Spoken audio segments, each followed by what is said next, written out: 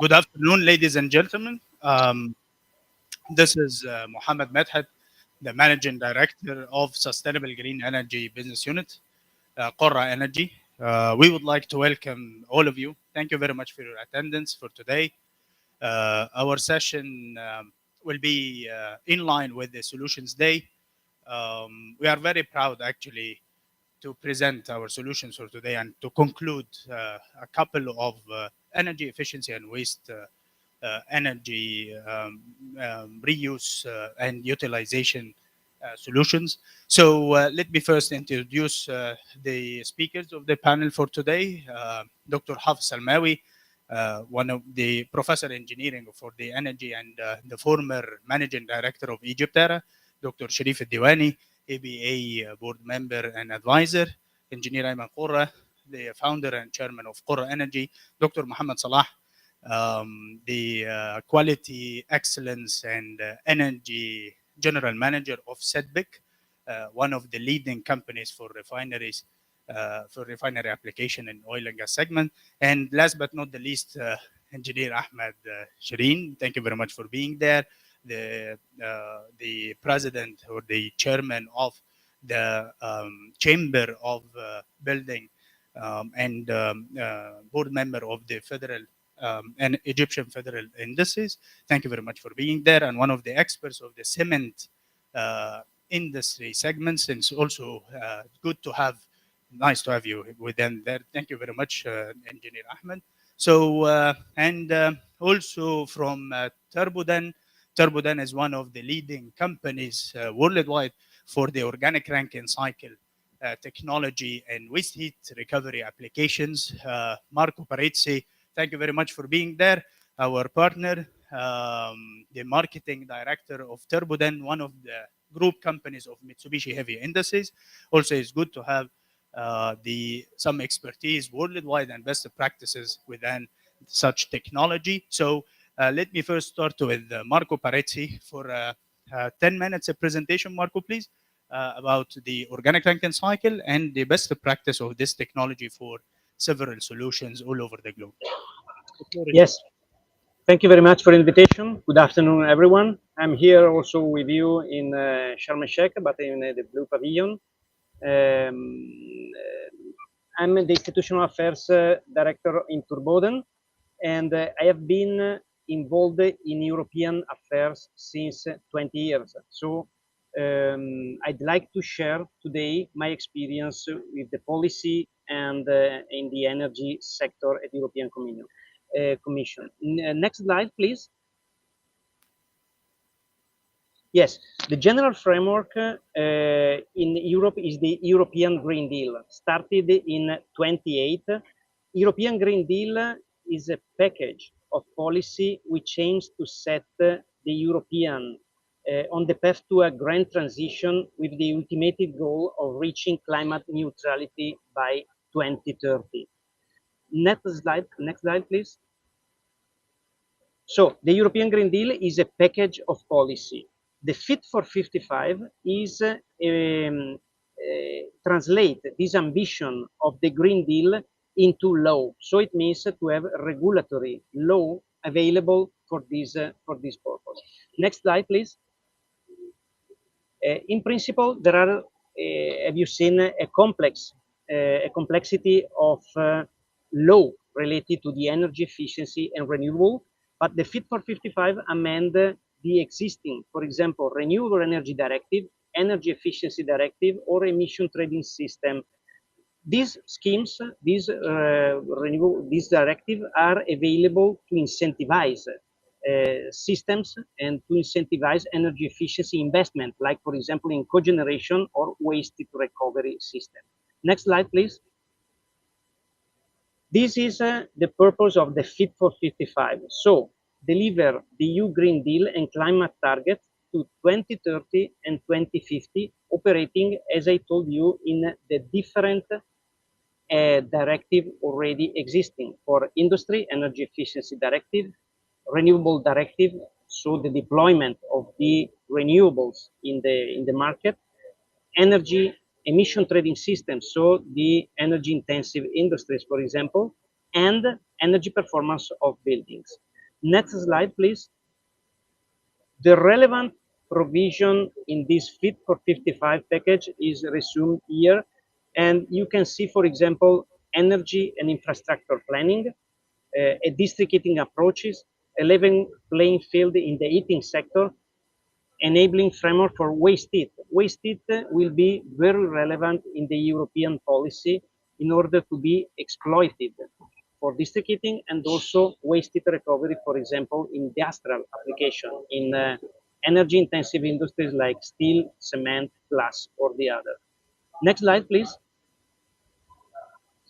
How we can implement this kind of solution thanks to the Energy Efficiency Directive.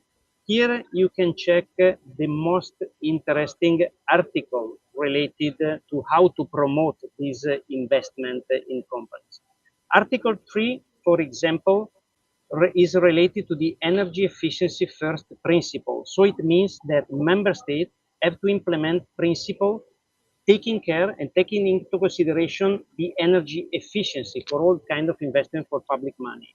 But also, in my opinion, the other two articles, Article 11 in particular, are important for the industry because company with energy management system are subject to energy audit. So if the company are not setting a energy management system, they are obliged to do energy audit every 4 years.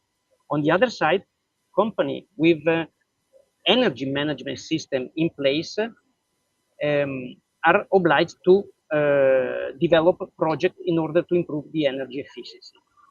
Next slide, please. I'd like to show you this interesting project at European level that could be useful for future policy. This is a map of all the energy efficiency obligation scheme in place in Europe. To give you an idea, the Italian mechanism is in place since 2005. It is called White Certificate Scheme. So every industry, cement, glass, steel, that implement energy efficiency project could have some incentive scheme called white certificate. On the other side, you probably know the green certificate. Green certificate are for renewable energy investment. White certificate in Italy is setting for improve the energy efficiency in industry. For example, waste heat recovery is in this specific energy framework, or other countries is mapped here. So I suggest to check this in order to have a situation around Europe. Next slide, please. The other scheme is the emission trading scheme, and could be useful to see the article 10A. So the company is allowed into a energy emission trading system are as free allocation for the CO2 quotes.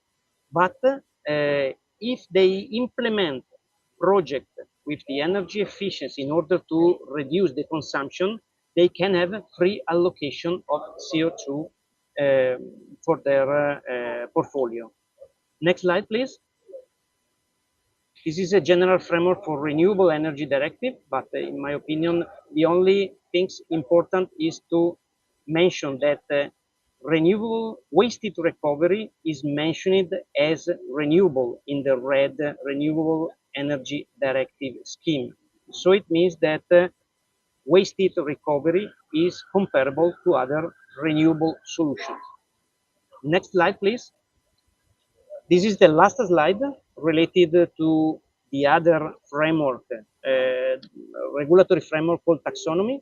Taxonomy is a sort of classification. So it means if you are classified in the taxonomy, you are considered as sustainable. If you are not classified in the taxonomy, you are not considered sustainable. What does it mean? It means that public money or incentive scheme could be allowed to the project included in the taxonomy. The other project could be exploited, but without public money and without incentive. To give you an idea, cogeneration is included in this classification. Also, waste heat recovery is considered in this classification. So, for example, the waste heat recovery with ORC technology with our technology or the cogeneration in principle is considered sustainable and so could be applied for obtain, for example, money from development bank or incentive scheme at national level. More or less, that's all from my side. I don't know if you have a specific question related to this classification. I hope to share with you some useful information about our scheme in Europe. Thank you. Thank you, Korra, for your invitation and to allow me to share my experience in the energy sector. Thank you very much, Marco, for the insightful presentation about the best practices in Europe for the several mechanisms for the encouragement of the energy efficiency applications in different disciplines. I would like just to shed more light about the technology of turboden, the organic Rankine cycle. The organic Rankine cycle is one of the technologies that is already new technologies for the utilization of the waste heat or the low grade energy, because the organic Rankine cycle more or less is like the steam turbine or the normal Rankine cycle. But the beauty of the technology that it is use a specific fluid that can evaporate and condense in a very very low grade energy. So waste heat recovery, waste to energy, solar energy to deploy. So it's a turbo expander technology skid mounted that we can be utilized in different applications, again for the small medium to large scale as well, not only for the large scale. So one of the applications worldwide is geothermal as well. Turboden is one of the leading companies in Europe for the geothermal applications. We have gigawatts in installed capacity all over the globe and specifically in Europe. So that's why we would like, or we today for the Solutions Day, to have some, insights from Turboden about the practice worldwide and specifically in Europe, in order to have the concept and how can we encourage the applications of such technologies in different disciplines of energy efficiency. Thank you very much, Mr. Marco, for your Yes, sorry, time. if I can add something that could be, in my Please. opinion, important related to the technology. This technology is similar, as you told, with the steam turbines, but this specific technology, ORC technology, doesn't need the consume of water. So you don't need water for the cooling system. So it means that some application, when there is a shortage of water, could be preferable to use ORC technology, like for example in waste heat recovery, in cement or in steel that we are realizing. More or less, we have realized 40 plants, waste heat recovery plants in different countries, recovering from glass, cement, or steel industry. And most of them, when there is a short of water, for example, in Turkey, I have in my mind some countries, these applications are without the consume of water that could be useful also for the application in your country. Thank you very much for your time and for this opportunity. Um, so back to the objective of this panel, we would like today to shed more light about the applications and how can we, as a solutions provider, to encourage such application on the ground. So this panel today will have technical perspective. We will go through some application that might have an potential in the market, and we do believe that we have great potential in several disciplines, and we will discuss with the speakers through the panel. Secondly, it will be from the financial and strategic perspective as well. We will also share our insights with our expertise. How can we provide some sort of support for such application in order to grow such business in Egypt?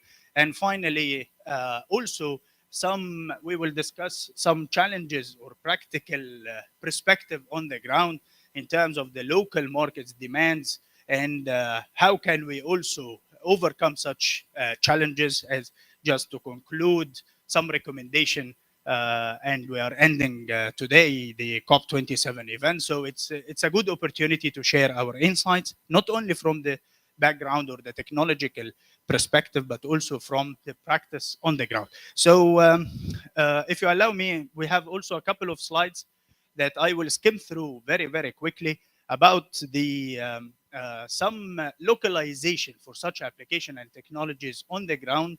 How can we apply such technologies on the ground for specific industries and at the general concept as well. So next slide, please. Um,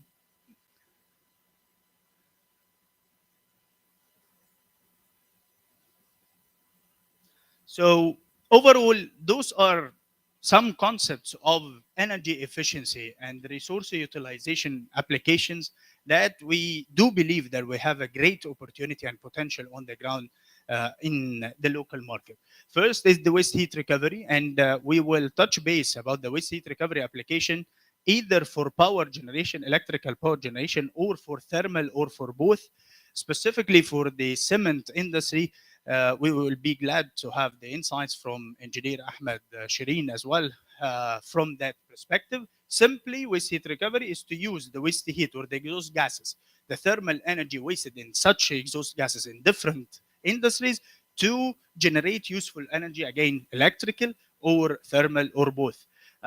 Waste to energy also to utilize the solid and liquid waste to generate energy, cogeneration and trigeneration, which is the maximization from the fuel source and specifically the natural gas to generate electrical power, and in the same time steam or any other thermal application. So to get the benefit out of, or to maximize the benefit out of the natural gas resource, and directly and indirectly we save natural gas for the premises itself and globally for the country as well.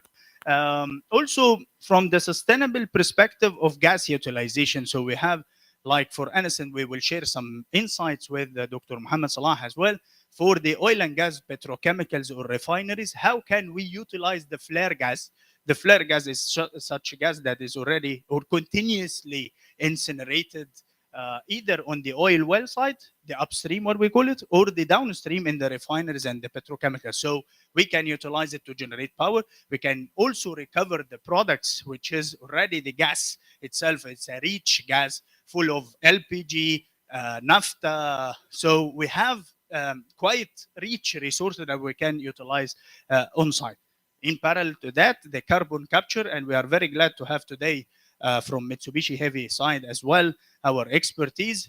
One of the leading companies globally for carbon capture that to utilize the exhaust gas, the carbon monoxide, to recover it in order to be utilized for industries and other applications as well. It's a quite interesting application, and also we have a very good potential in Egypt specifically for the fertilizer application. Why? You use the carbon capture as a urea manufacturing facility, so you get it from the exhaust rather than generate the CO2 itself, which is also quite interesting application. Next slide, please. So to skim through the applications, the cogeneration, as we said, you have the gas on site. Next slide. We have the gas on site. If you see such Sankey diagram, rather than you burn the gas for a boiler or a specific application, you can use the gas to generate your own power and the waste heat from the generation facility to feed the boiler, for example, and to generate. And we'll give you some quite interesting examples. Next slide, please.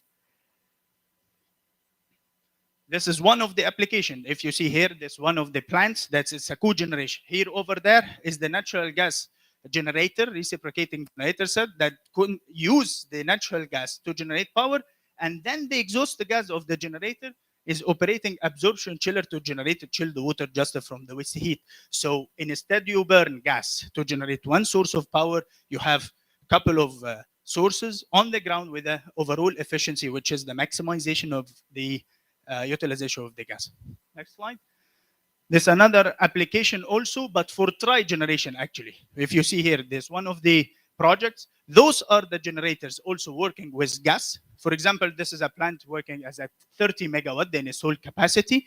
The gas consumption here is not just to operate the generator first, and then the exhaust gas of the generator, recovery 16 tons of per hour steam for the just from the exhaust gas, and some portion of the steam is operating steam absorption chiller, and we generated chilled water as well. So we have from one source, we have now electricity, steam, and chilled water on the ground. Next slide. So Another application, which is the waste heat recovery. Next slide, please. The waste heat recovery, the concept is there. Or next slide, if we can go through this one of the application, which is the cement industry. This is a typical diagram of the cement industry. In the cement industry of the rotary kiln, which is the raw mill, and the rotary kiln, we use natural gas or any source of fuel, but we have the preheater and the air quenching cooler. Those are two spots of the waste heat that we can recover and then generate electrical power from this waste heat, which is typically available at site of any cement industry. So next slide. Also, not only from the large scale, we have also on the ground glass manufacturing facilities, which is smaller scale, couple of megawatts. This furnace also of the glass manufacturing facility, we can recover the waste heat from the exhaust gas to generate electrical power on site, maybe 200 kilowatts, 500 kilowatts, up to 30 megawatts. This is the turbo expander skid, which is quite plug and play, just to plug the waste heat and then you generate the power without any use of water, which is also one of the merits of such a technology. Zero water consumption is one of the also strategic benefit of such technology. Next slide. There's also another application for that. We are very glad and proud of this project. This is the first and the largest waste heat recovery of a gas boosting station. Belongs to Gasco in Dahshur zone. 30 megawatts is recovered from 4 gas trains, gas turbines actually. The gas turbines over there are working as a mechanical drive of the gas boosters. So instead of we install another gas booster that may burn the gas, we recover here the waste heat, generate 30 megawatts to operate 50% of the capacity. In addition to that capacity on the ground, zero energy consumption, zero water consumption, and 120,000 tons of carbon that can be shaved every year due to the waste heat recovery for that power generation. And we are very glad, as I said, and proud for that. The next year it will be in effective operation. It's already financed by the EBRD, and later on we can share some information about it. Also, we are very glad that we are the company that we are now design and build the first waste heat recovery for power generation to Heidelberg cement company. We recover more than from 30 to 50% of the electrical consumption for the facility just from the waste heat. So building that facility, we are now also not only from the technical and financial perspective, but we are shaving more than 40,000 tons per year carbon tonnage or carbon credit. Next slide. This next slide. So also the flare gas recovery. Next slide. As I mentioned, we can use the gas to generate power or the gas as a full recovery plant to recover all the products associated with the gas that are burned. Next slide, please. And one of the applications that we are very proud of, the first and integrated flare gas recovery project that is already running since 5 years ago in Eshpetko in Hurghada. Now we are stopping the flare, zero flare at site of an oil well, not just the flare to power, but we use the flare. We recover LPG, we recover naphtha, which is gasoline and kerosene, and then we use the gas after the recovery to generate or to operate electrical power facility that is already synchronized and load shared with the grid, and we feed this electrical power just from the flare gas. And now we are stopping diesel at site, stopping electrical power consumption from the grid, as well as stopping the flare or wasting the resources over there. Next slide, please. Those are the it's quite compact application, portable as well. It can be utilized on site for that site, and next years we can move it to another site as well. So the whole plant, even the generator set, are cabinet or plug and play application, which is also ease things in terms of construction. Next slide.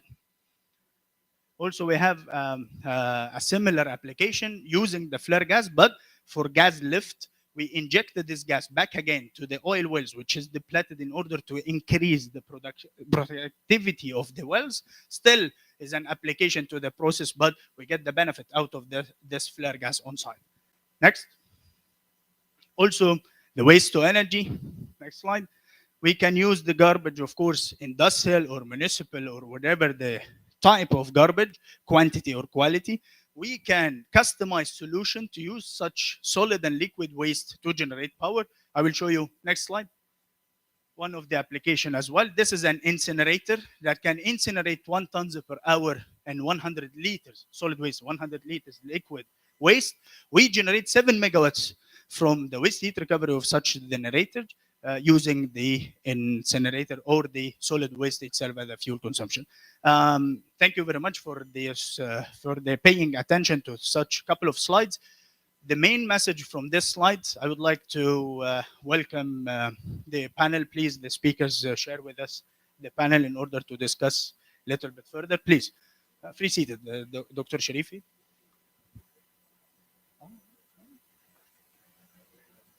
Thank you very much. دكتور حافظ الأول.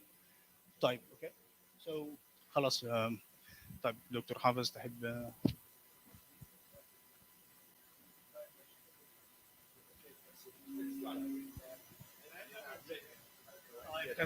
This is much better. Uh,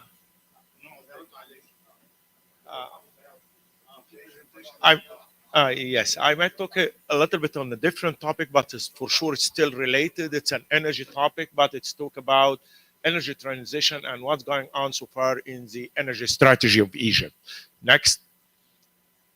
Actually, when we talk about energy transition, we talk about 3Ds, which is diversification, decarbonization, digitalization, but also we talk about electrification, which is means that converting some sector to operate on electricity rather than being working on a liquid fuel or gas.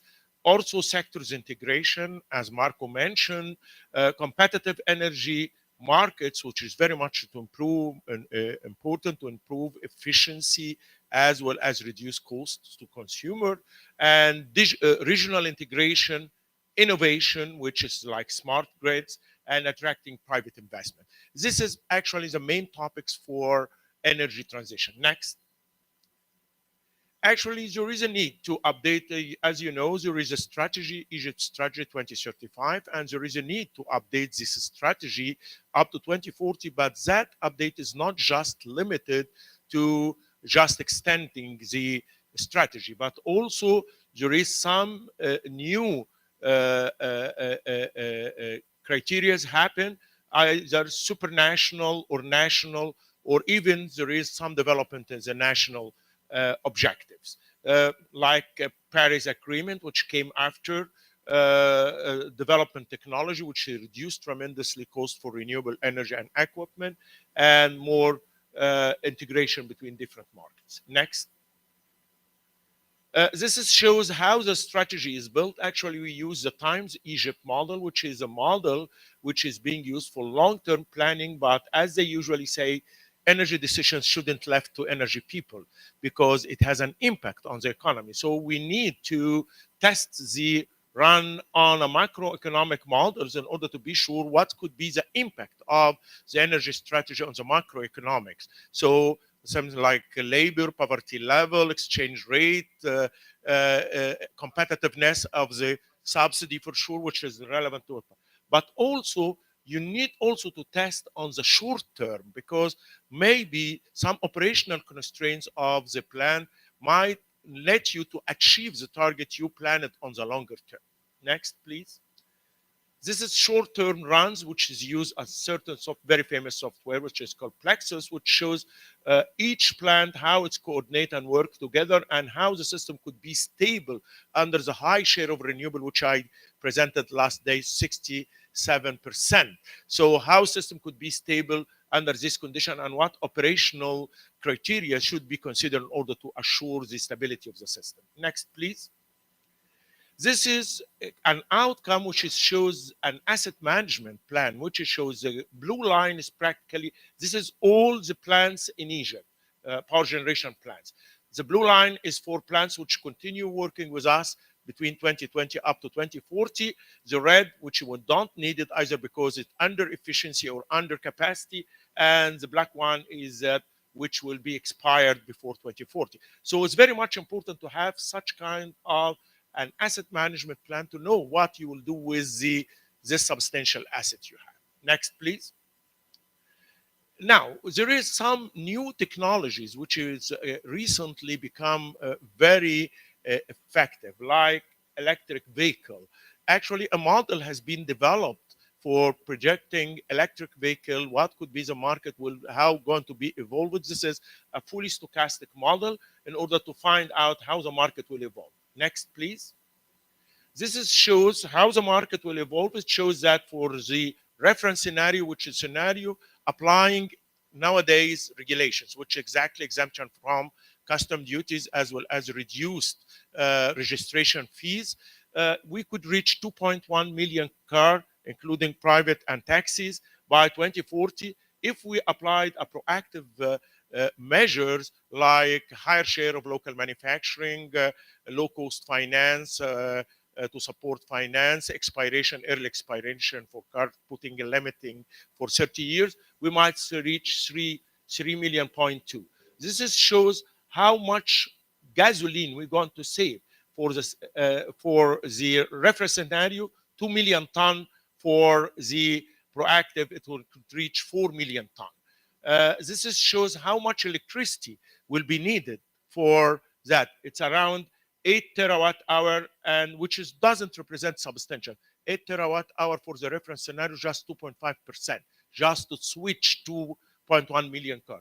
And this is shows how much CO2 you will save, which is 6.7 million ton of CO2 as this, no, back please.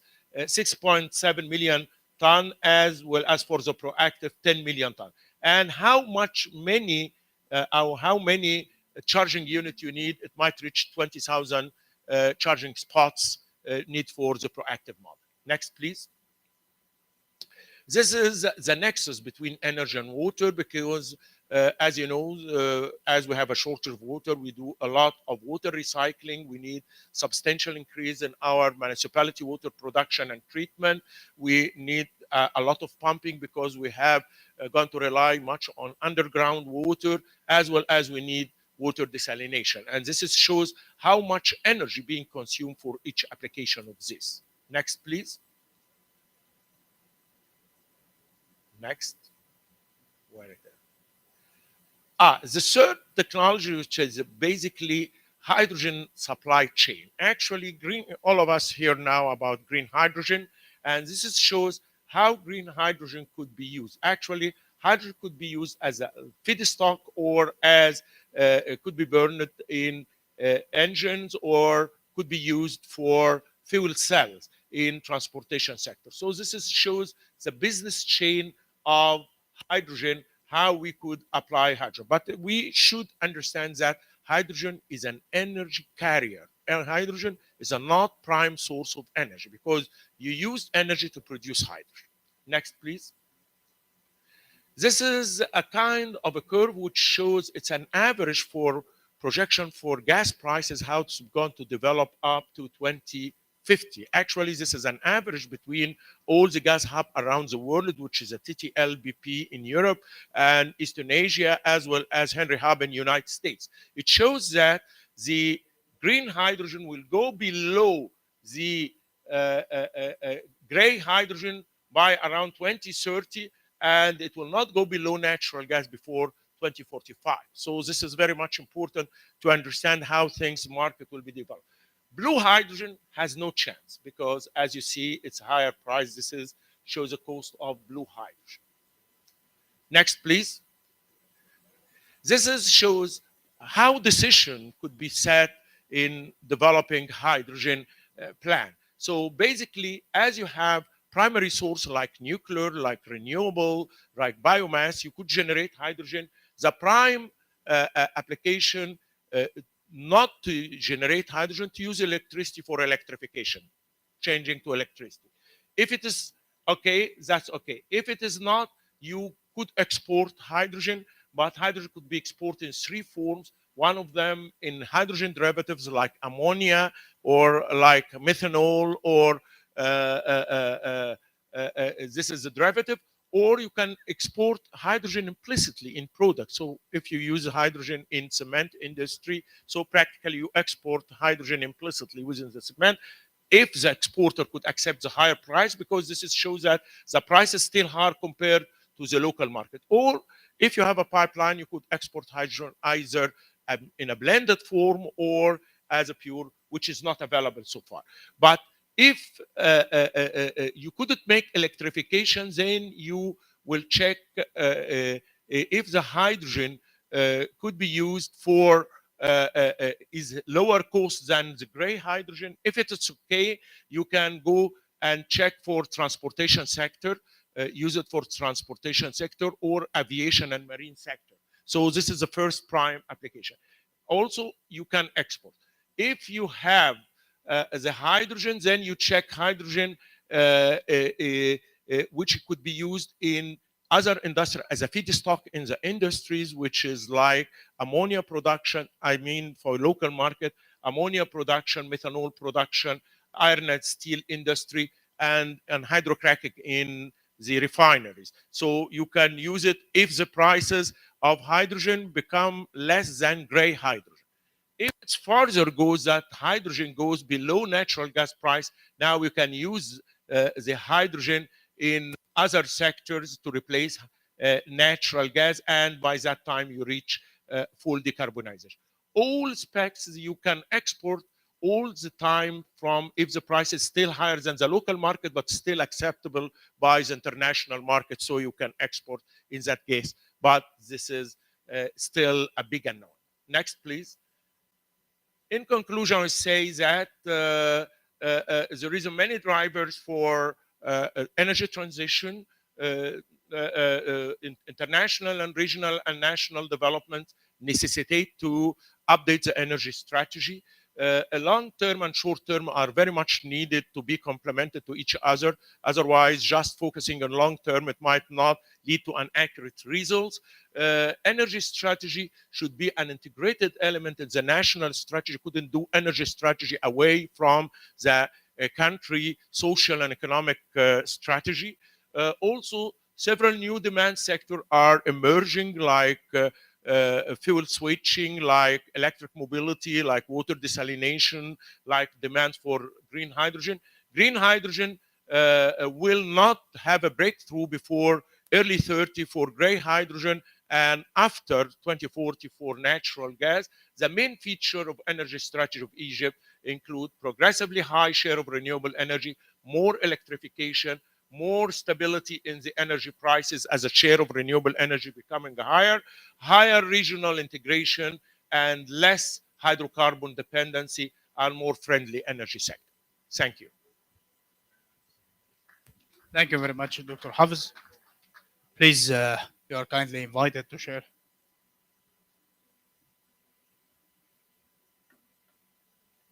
So, back to the objective of this session.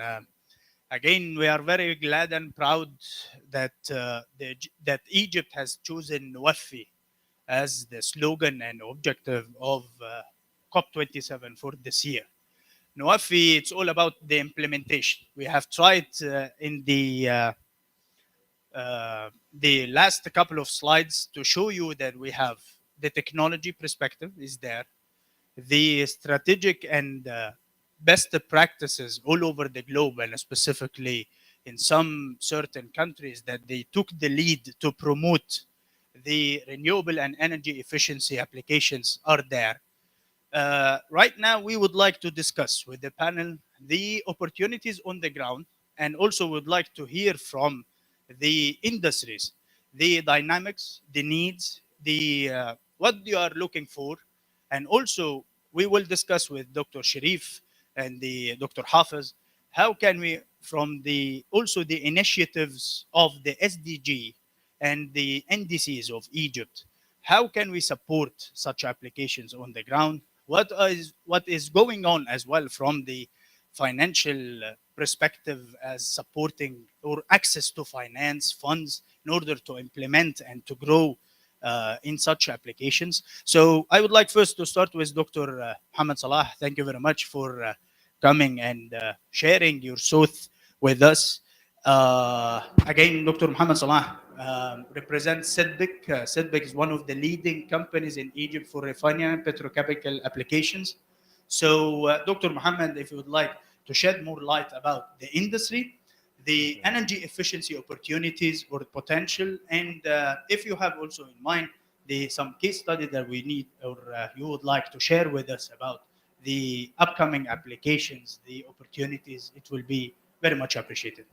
Thank you, Mr. Muhammad. Actually, I'm used to be the last one to talk because industry is where things happen. So we hear from all and then we give our reflections. But thank you for starting by me. In SEDBIC, we have already our decarbonization strategy and we have our responsibility. We respect our responsibility towards the SDGs and towards Egypt 2030 and so on. In our decarbonization strategy, we put our target to save around 18% in the next 5 years from our greenhouse gas emissions, but from scope 1, scope 2, and scope 3. The 18% from these three scopes actually equal or equivalent to more than 30% of the actual energy consumed in the plant. And this is a very challenging target.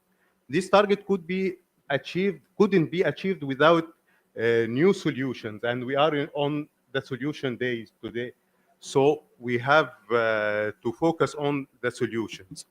One of the existing identified solutions to be implemented in our plant is a new unit for the CHP. This CHP unit will generate around 7.5 megawatt in addition to around 50 ton per hour steam, replacing one of the existing boiler that generates the same amount of steam. That means we will use almost the same fuel gas to generate the required steam, and in addition, extra 7.5 megawatt, which is almost one third of our peak load in the plant. I think this is one of the very important solutions to be implemented. And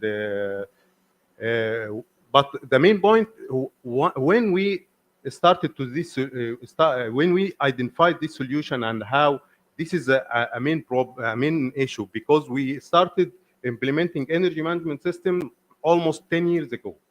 And we have already in our company a very mature energy management system in compliance with ISO 50001. And this energy management system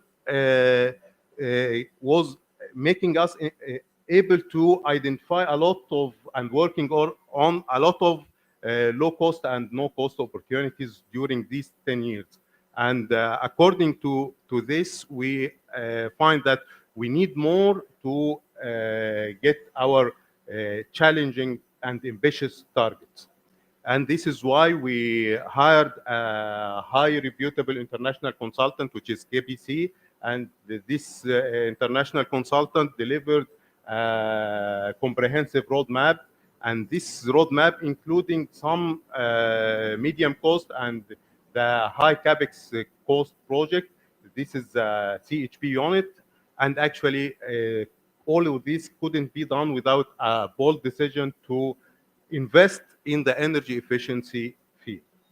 This is one of, in brief, our story. And regarding the other technologies, I just want to highlight only one technology that is, I feel that from the industry perspective, will be very good if we find new technology to implement. This is the SHIP, the solar heating for industrial processes, because I think that the renewable energy in industry couldn't be in just the regular renewable solar cells to generate electricity, but solar cells to generate heat. This will be, I think, in my perspective, this will be the good solution if we can find and new technologies. Definitely. Thank you. Thanks for your input. I would like to recap. Sedbek is the career petrochemical facility. So this type of process is normally in need for electrical power and steam. What I would like to highlight is what we say CHP, or the combined heat and power application. The concept that Dr. Muhammad Salah has already explained is to use the gas. Such amount of steam is almost consuming 4,000 tons per hour natural Yeah. gas. So instead of using this gas just to burn it in a boiler and generate steam, one of the application is the combined heat and power. So you generate your electricity, and then the waste heat from the facility can generate your own steam consumption. That's why this one of the main application for CHP or cogeneration that we would like also to highlight. Also, the solar heating. I would like to redirect this question to Dr. Hafiz to give us a little bit more explanation about the solar heating as well, because normally, Dr. Hafiz, we are talking about solar PV.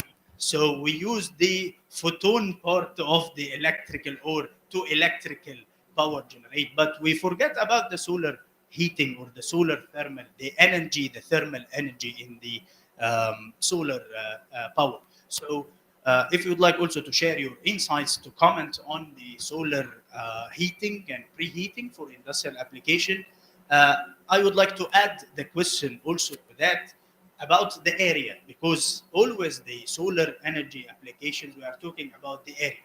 So, do we have any major difference of the space consumption or utilization meter square per kilowatt for solar PV and for solar heating, whatever the technology is? So if you'd like also to share your insights and comments for that, it will be much more appreciated. Thank you. Thank you very much. But before answering your question, I just would like to mention some rule of thumbs usually there.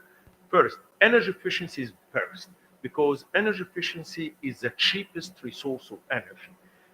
Practically, it's not justified to generate energy and then waste it.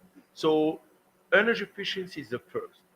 Also, cost for saving 1 kilowatt hour or 1 kilojoule of energy is 1 to 7 or 1 to 14 in some cases compared to cost of generating this kilowatt hour. So by default, whenever there is an energy efficiency possibility, we should go for it before thinking about any solution to add to generate capacity. So this is number one.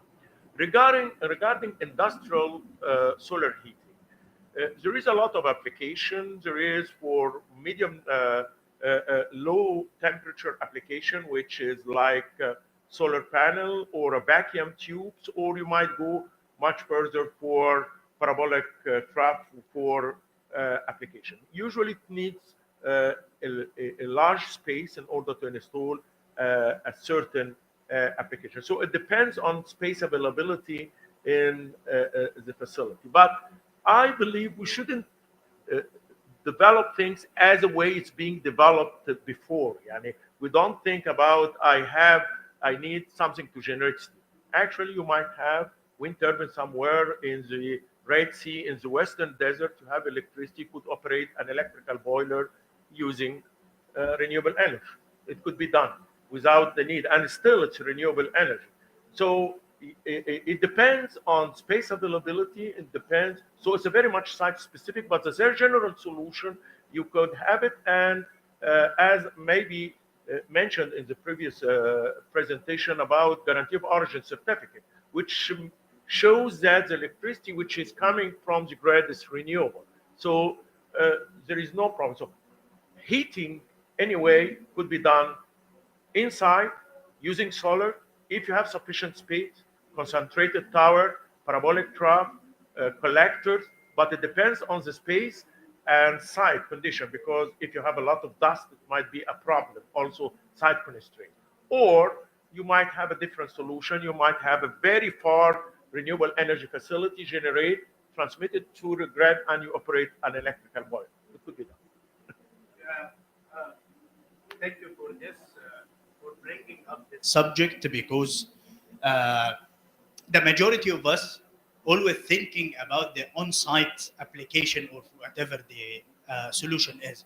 So the main message to the all of us that right now we have on-site and we have in the in Egypt and on the different domains that we can use our grid, electrical grid, and also the natural gas grid as well, to having the or to overcome the issues or the challenges of the area or the feasibility, as explained by Dr. Hafez. Thank you very much for this input. And also, we would like to hear from you, Engineer Ahmed Shireen, about the industry of. We see that cement industry is one of the intensive energy consumers within the spectrum or the application that we have in Egypt. And of course, we have the initiative to encourage much more industries, local fabrication, local manufacturing, and that the building or any cement, steel, or any other type of such industries are the core of the business, the core of the industries and the construction for the upcoming plants. So the question is the energy consumption. And here I would like to address the energy for your industry as an expertise in the cement industry, not only from the electrical perspective, the electrical and thermal as well. So if you'd like also to share your insights and touch the base about what is coming, what is the upcoming plans and potential our future plans for such industry for energy efficiency and any other application for resource utilization. Thank you very much, Mr. Muhammad. First of all, I would like to give you an idea about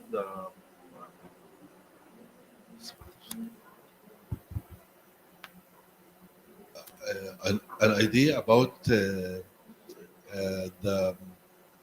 the cement industry globally and its directions. The cement industry is known, as everybody knows, is one of the highest carbon emissions in the world. It represents about 7 or 8% of the emissions.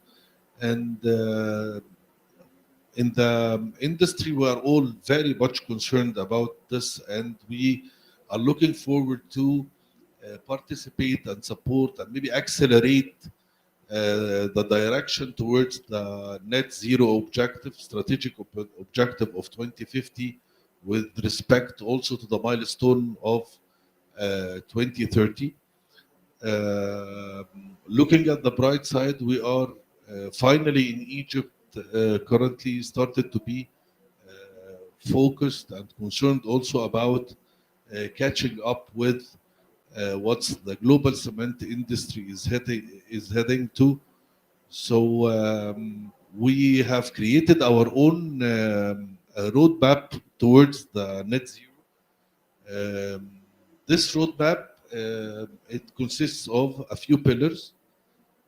Basically, the main part is related to creating different types of cement. This is maybe not the topic of the discussion of today, but creating different types of cement, and this will um, um, lead to using less fuel in producing cement.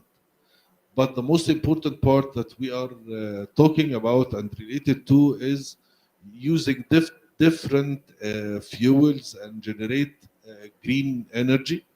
And this basically depends on using RDF and RDF feeding systems. And finally, probably the first time I've heard about waste heat recovery, that was like about maybe 6 or 7 years. The waste heat recovery technology is finally introduced to Egypt, and we have to admit that multinational companies and international companies took the lead in introducing such technologies, and it really makes me very proud that one of the Egyptian energy companies is the one that is implementing this technology, which is your esteemed company. Um, I believe that very soon we will hear other. I know in the pipeline that there are lots of other producers of cement in Egypt are really planning to start implementing the waste heat recovery technology, plus even the solar energy generation. And we are currently discussing this with the government and environment ministry and all the stakeholders in order to start accelerate. We need to present as an industry that we are really willing and seriously concerned about the climate and the green future.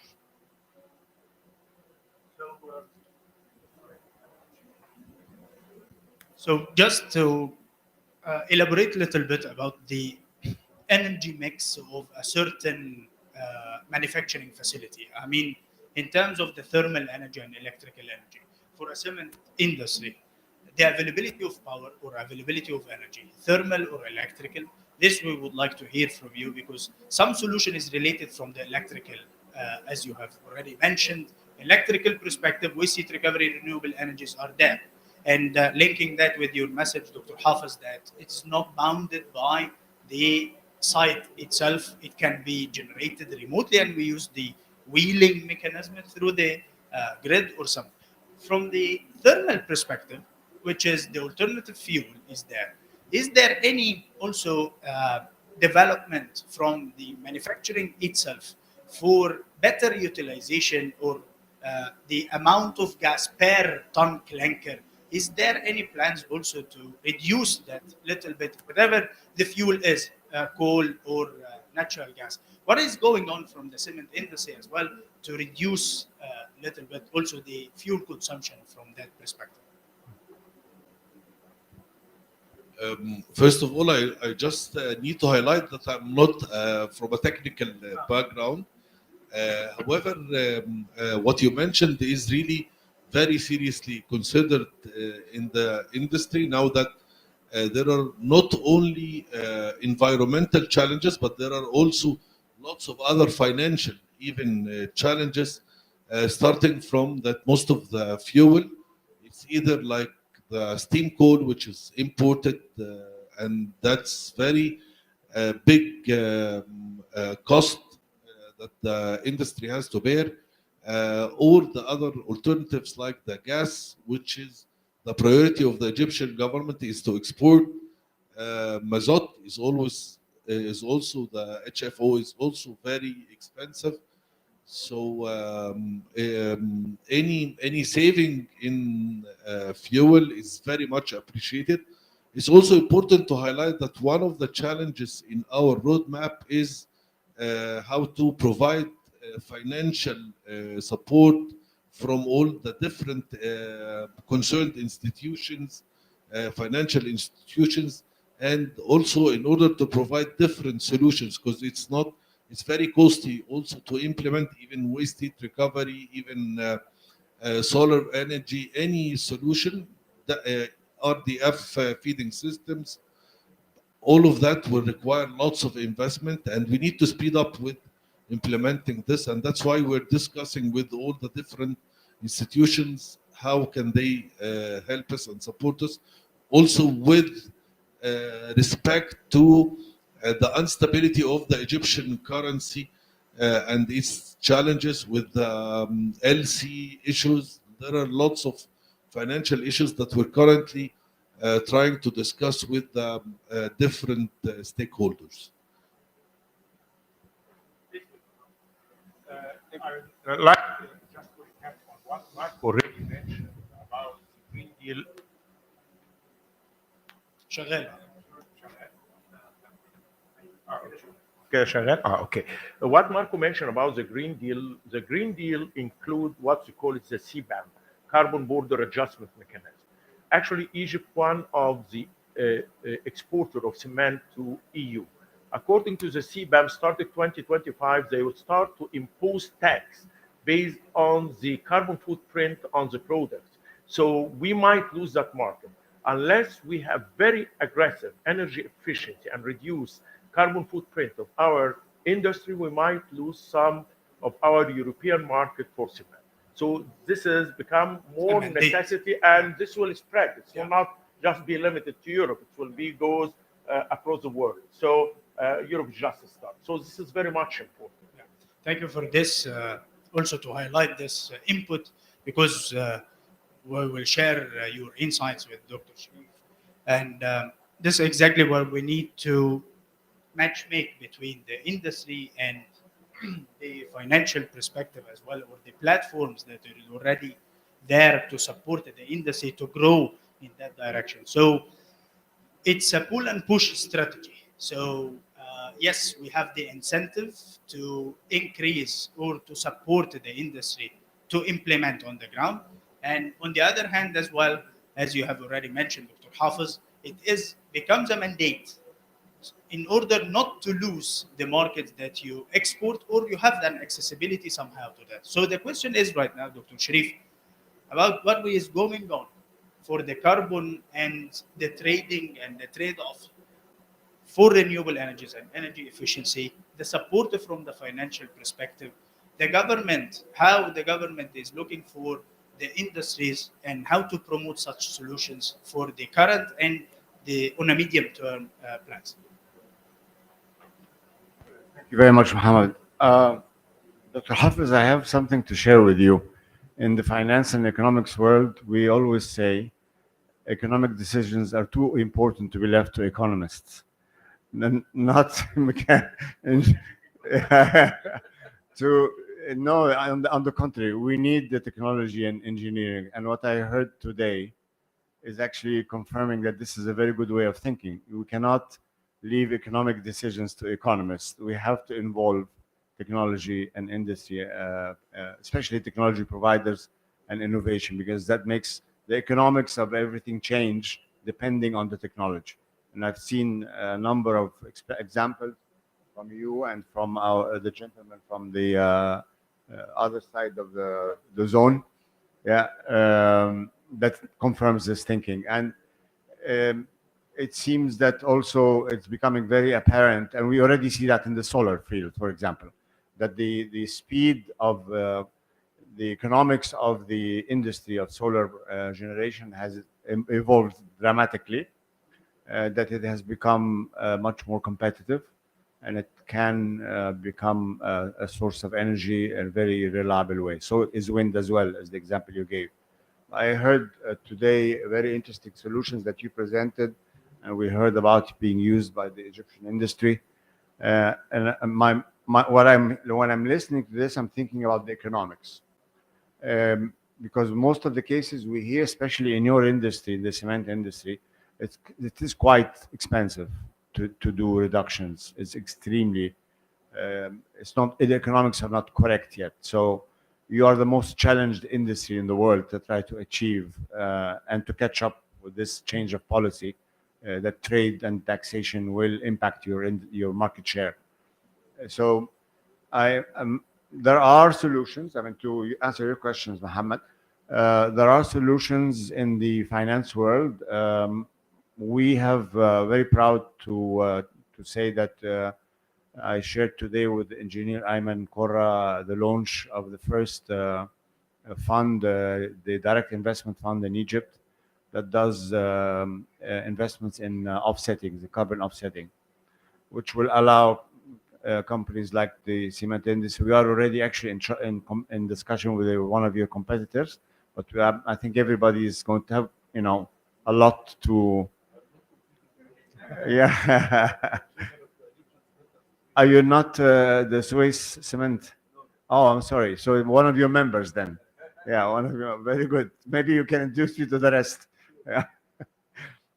But that's exactly the point. We'll have to look at the technology, how it is evolving. I was fascinated to hear about carbon capture And it's also quite a very important technology that, to my understanding, the economics of it is still not very attractive. So this is where funds like ours come in. We've already had discussions with Korra Energy.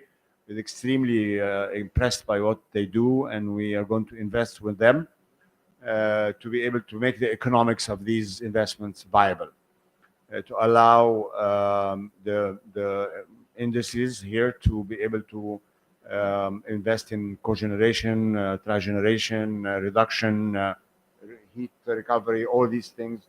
Sometimes, as far as I understand from you, it requires a little bit of private subsidy, if you may, which we will be able to provide.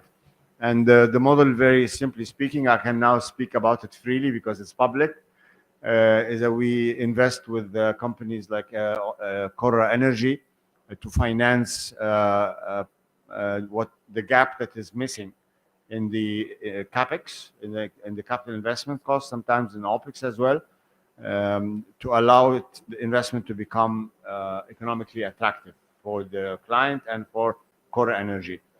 And because we achieve reductions in emissions or avoidance in emissions in some cases, there is economic value for this, which we claim in return. We don't take the money back; we take the carbon credits, and we then give it to companies like the cement companies that are in need for that. This gentleman I'm referring to was here earlier last week in COP27 when he heard about our initiative. He said, Sharif, we are great friends, but you're going to cost me a lot of money. I said, no, we'll try to make you a good deal. So I think cement industry is going to be a very big client for that type of carbon credits. And the other part of the equation, Hamad, which is quite important, is regarding something you mentioned, the moving to electric vehicles, for example. What we don't have enough understanding in the other stakeholders. We had discussions in the Green Transformation Partners where Engineer Ayman is a member, and another member of ours from the tourism industry. They have buses that they're going to retrofit to make into electric. The diesel is still a subsidized fuel.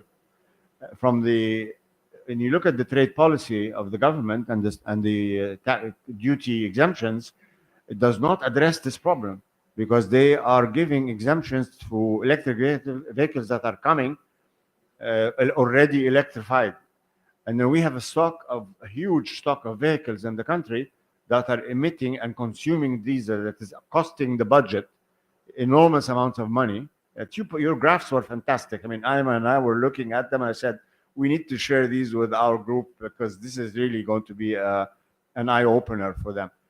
So the economic side of it is that we have to demonstrate that the cost to the government, to the budget, to our budget as a country, needs to be taken into account because when you to reflect that on the trade policy and on the exemption policies of duties and so on, so that we can allow the economics to work and these vehicle retrofitting to actually scale up in a way that that actually is good for the country. We have, and I'm sure all of you would agree, that the amount of urban pollution we all suffer in our cities is really in need of such a push going forward. I think I'll stop at that because there's a lot of it to discuss, but I want to tell you, I learned a lot today from these presentations. I'm really very grateful for inviting me. It's a very, very informative discussion, and especially Dr. Hafiz, I think we should be in touch to continue our conversation. Thank you, Hamad. We are always glad to have you have the expertise in different disciplines to support our initiatives in the market.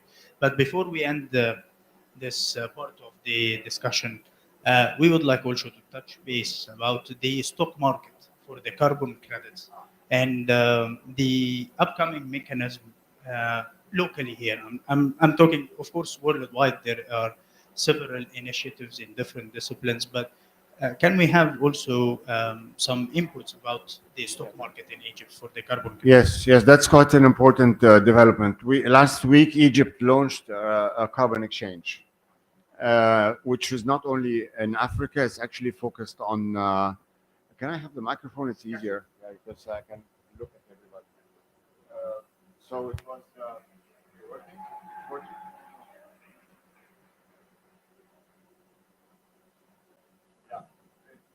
It's working. Yeah. Um, Unfortunately, the global situation on carbon exchange is extremely fragmented. We have two huge markets in Europe. We heard about the European one mentioned in the Green Deal, which is the ETS, the European Trading System for Carbon Exchange. We have an American one, which is based in California. We have another large one in South Korea and Indonesia, which is a closed one as well. So unfortunately, the markets are closed. So in the sense that if I sell their carbon credits, I will not be allowed to do that as a country or as a Egyptian business. I will not be allowed to sell my carbon credits in the exchange there. So the launch of the Egyptian one was extremely, extremely important and forward thinking. And there are three things actually that are quite challenging for carbon exchanges to work.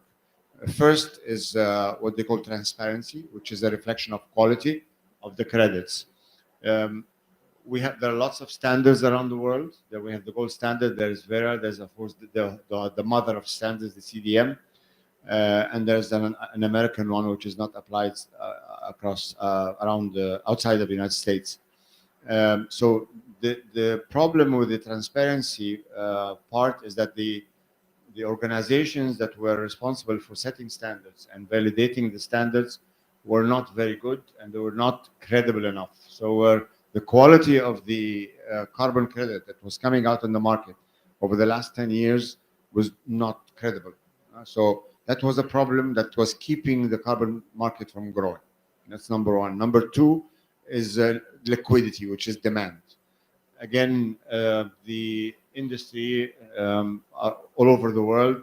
When we saw here today the CEO roundtable on decarbonization, how serious they take. I mean, companies now, global players, are actually taking the situation very, very seriously.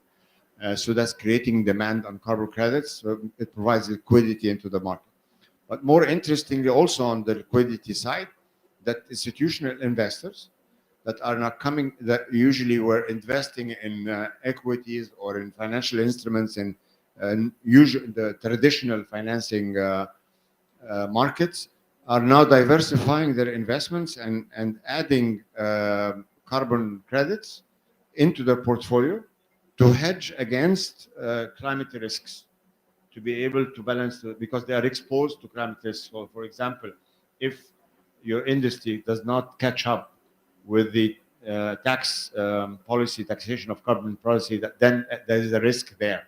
So if an institutional investor holds assets in one of your members, and all of a sudden they find themselves exposed, so they can hedge that by investing in carbon credits. So that creates a huge demand for, and that they will come. I'm sure they will come to Egypt.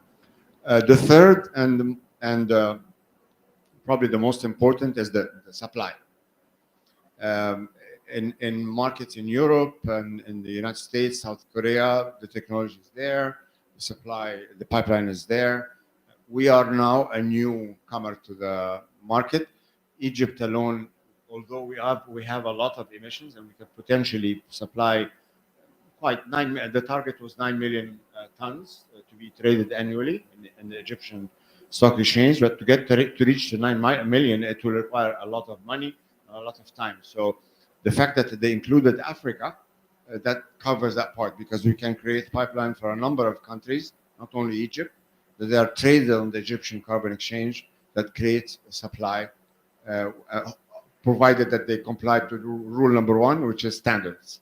Most important is that to make sure that the carbon exchange is functioning properly, that as it was mentioned by Dr. Farid in the launch, that we maintain a highest quality of compliance and transparency in the certification of the carbon credits. So I hope I covered the answer. We can trade through the stock market. Yes, anybody who can, you can do that.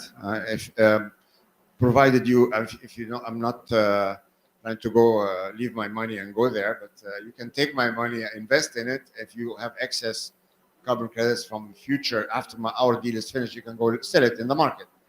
Alternatively, you can finance yourself and then go sell the carbon credits in the market if you don't take investments from a company like ours, for example. So anybody who's willing to finance the generate or the creation of the carbon credits can sell it on the exchange, of course, in the new exchange that will come here, provided it complies to the standard that has the, which is in a way is going to be a bit of a challenge still in the beginning, but we're pushing that. That's why we want the gold standard to come here and have a presence because you need to certify these credits to be able to sell them on the exchange. So that part can work. And there are some industries it's easy to do, and some others going to take some time.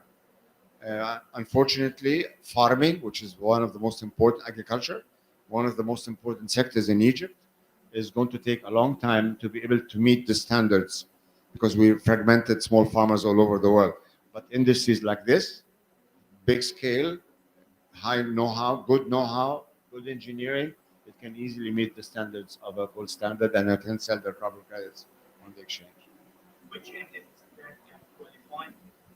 Which entity that can qualify the carbon credits, verify and validate whatever the FRA or separate entity, third parties? We would like also to understand.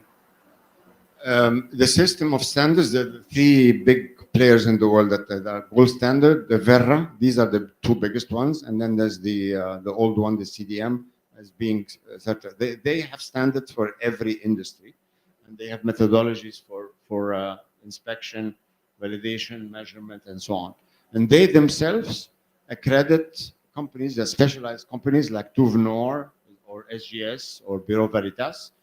These are inspection companies that have qualified and accredited. It's like an accountant, but a carbon accountant, basically. They're accredited by the gold standard or by Verra to conduct the audit of the emission reduction that actually happened. They don't have right now. They don't have a home. So we discussed when we were setting up the company, because we are licensed by FRA. We discussed with Dr. Mohammed Farid that we should create a register for these inspection, they call it VVBs, verification and validation bodies, that we need an Egyptian register for them to be listed here, so that qualified, accredited auditors are in the market. For the moment, we will rely on international ones, but very expensive ones. But he agreed, and we are going to proceed with the creation of these registers for qualified people here in Egypt. That's as far as the validation. The standards, they remain global. Because we want to be able to play globally, sell anywhere in the world. So we don't want them to become local standards. We want to use the globally accepted standards of verification.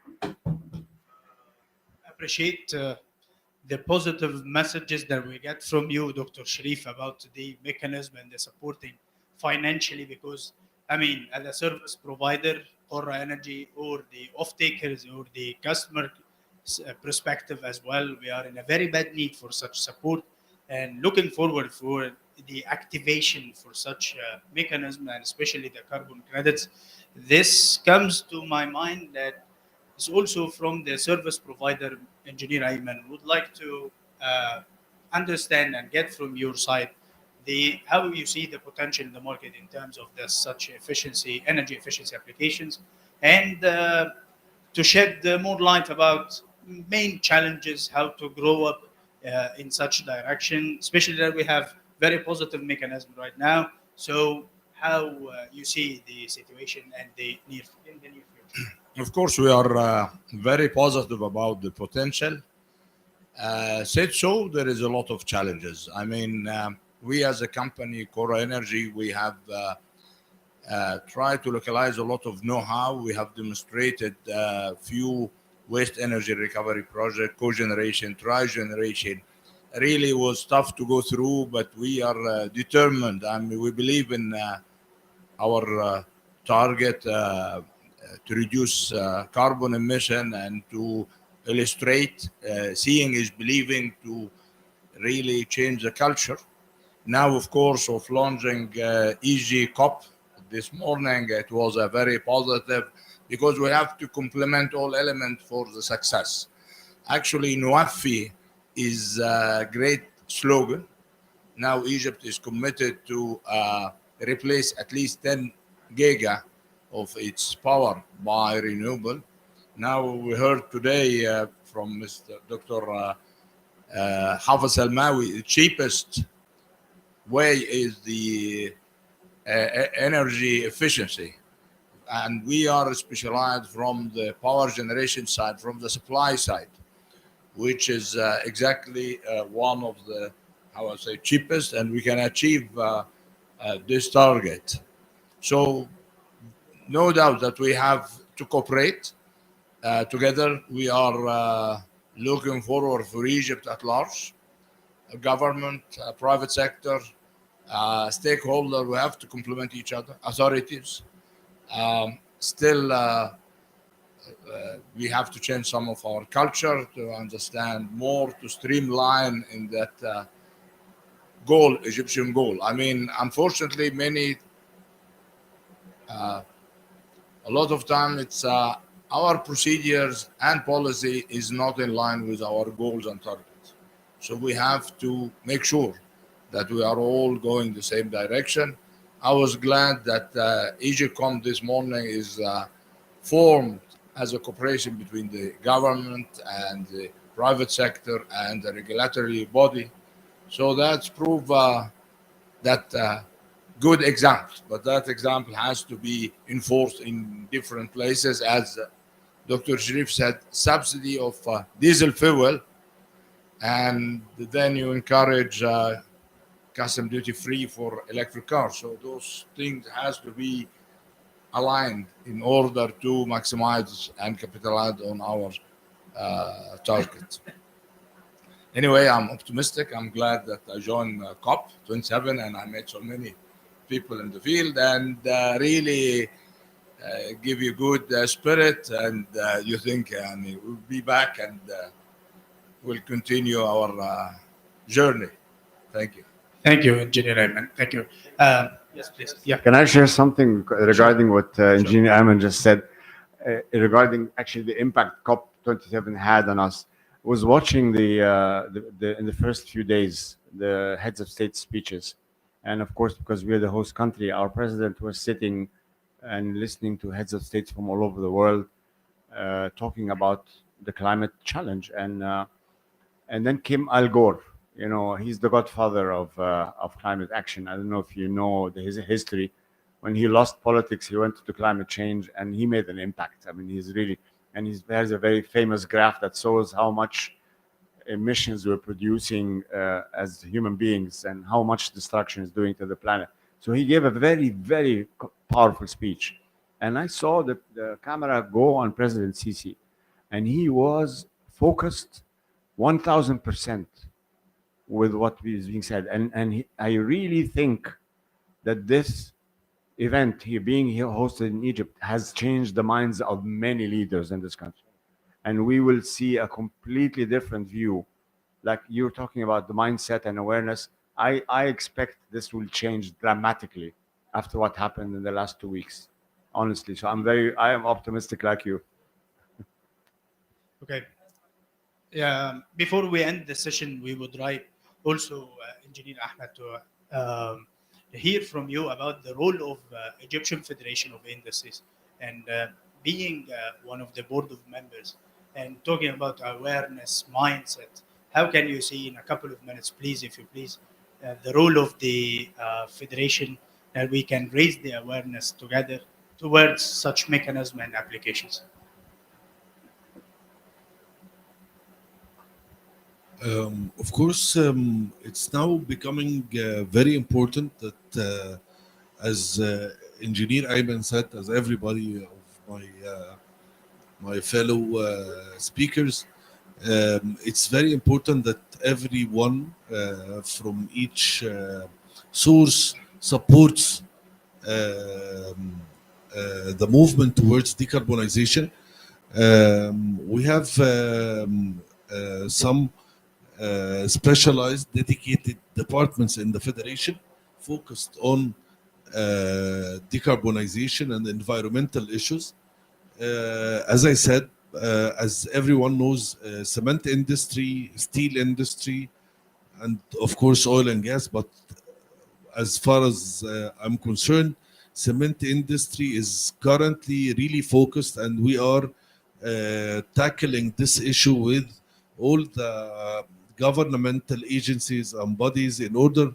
We're, of course, it's a little bit challenging. We have to raise flags in some areas where nobody is really aware of the challenges we might face very soon if we did not quickly fulfill the required regulations and get prepared for the carbon borders and credits and what might that impact the cement industry.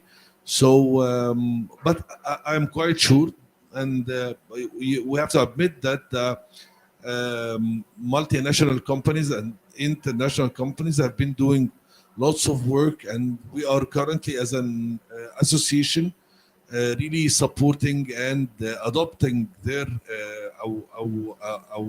our own Egyptian roadmap towards decarbonization and net zero. Thank you very much. I would like to thank again the audience for your time and participation. Would like to thank you, the panel, your expertise. Thank you very much for that. Yes. Please, before the end of the question, but we have, I think, 2 minutes. We have 2 minutes. Okay, please. Thank you very much. This is Ahmed Gor speaking from GASCO. Actually, I was asking about the hydrogen technology. What about the challenge of the transmission of the hydrogen? You know, GASCO is the operation and maintenance for the national grid, the national grid of the natural gas. So, if we in the future try to change it from natural gas to hydrogen, how can we transmit this hydrogen to the customers?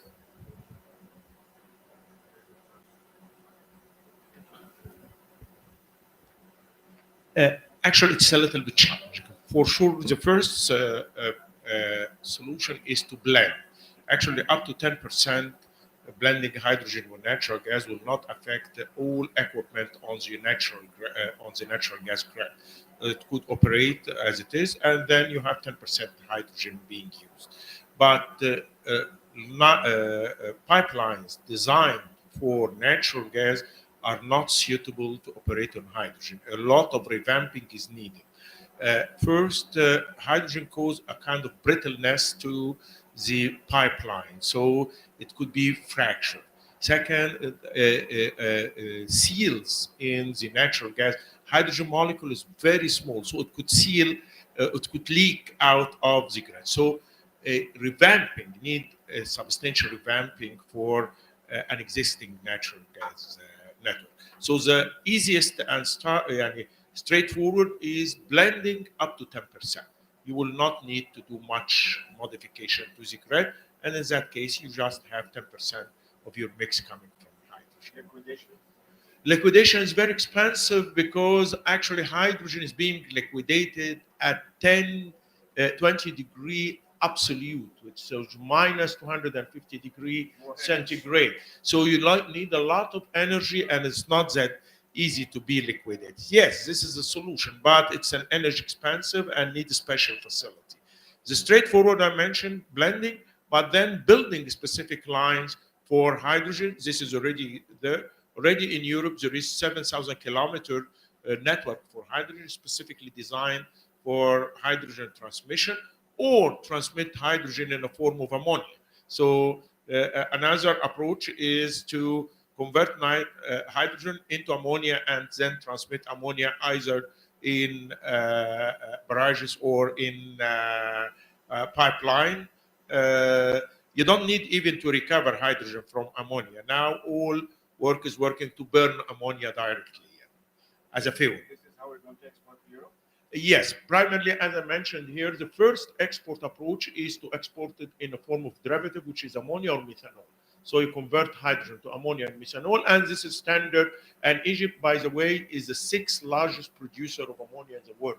And we already have Ain Sokhna, where we have an export facility for ammonia. The second approach is to use hydrogen locally, so you could transmit electricity, you generate hydrogen on the side, and then produce natural gas as a cement, and then produce export cement. So you implicitly export hydrogen within that cement. Like when we say when we import 1 ton of rice, we implicitly import 12,000 meter cube of water. So we call it virtual water. This is exactly virtual hydrogen where you export it. But in future, for sure, pipelines and facility will be available, but it's not closed yet. Thank you very much for your interaction and the effective insights between all parties. I'm quite sure that we have several questions, but unfortunately we have to end the session. I would like to thank you again for your participation. Thank you very much for coming. It's our pleasure, and we are very glad and proud to participate in COP27 and to have Nuwafi. It's all about the implementation. Thank you very much. Thank you very much.